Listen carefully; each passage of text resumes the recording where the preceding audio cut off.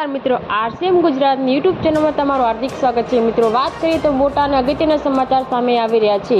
હાથરસમાં ભોલે બાબાના સત્સંગ દરમિયાન નાસભાગી મચી, 122 લોકોના મોત। દેશમાં અવારનવાર કેટલીક મોતની ઘટનાઓ સામે આવતી હોય છે। હાથરસમાં ભોલે બાબાના સત્સંગ દરમિયાન નાસભાગ મચી ગઈ હતી, જેમાં 122 લોકોના મોત થયા હતા।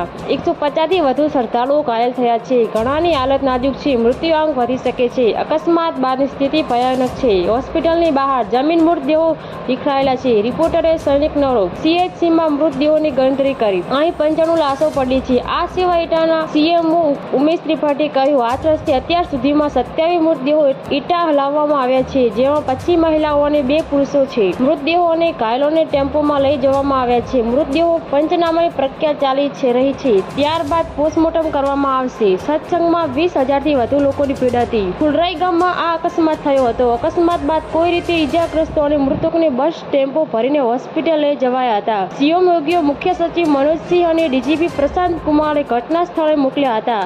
આ ઘટનાના કારણથી તપાસ અને એડીજી આગ્રા અને અલીગઢ કમિશનની એક ટીમ બનાવવામાં આવી છે। સત્સંગ પૂરો થઈ ગયો હતો, લોકો એક સાથે નીકળી રહ્યા હતા।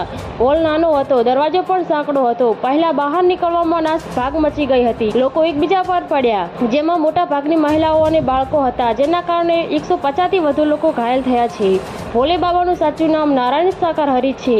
તે સત્સંગ કરે છે। તે ઇટાના પતિયાલી તાલુકામાં બહાદુર ગામ રહેવાસી છે। તેમણે 26 વર્ષ પહેલા સરકારી નોકરી છોડીને પ્રવચન કરવા શરૂ કર્યું હતું। ઉપદેશમાં તેમણે દાવો કર્યો છે કે તે ઇન્ટેલિજન્સ બ્યુરોમાં કામ કરતા હતા। પશ્ચિમ ઉત્તર પ્રદેશ, હરિયાણા, રાજસ્થાન, દિલ્હી અને ઉત્તરાખંડમાં ભોલે બાબાનું વધુ અને અનુયાયીઓ છે। જય હિન્દ।